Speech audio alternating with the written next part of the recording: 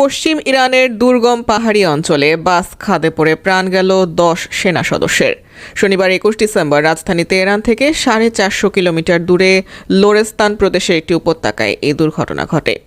এতে ঘটনাস্থলে প্রাণ হারান 6 জন। গুরুতর আহত অবস্থায় বাকিদের হাসপাতালে নেওয়া হলে সেখানে আরও 4 জনের মৃত্যু হয়।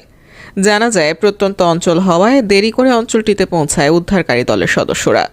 দুর্ঘটনা কবলিত বাসটিতে 27 জন যাত্রী ভ্রমণ করছিল। রাষ্ট্রীয় বার্তা সংস্থা ইরনা জানায়, তাদের সবাই সেনাবাহিনীর সদস্য ছিলেন। ধারণা করা হচ্ছে দ্রুত গতির ফলে নিয়ন্ত্রণ হারিয়ে বাসটি খাদে পড়ে।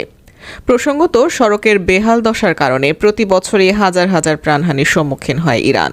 মধ্যপ্রাচ্যের দেশটিতে সড়ক দুর্ঘটনায় গড়ে প্রতি বছর 17,000 মানুষের মৃত্যু হয়।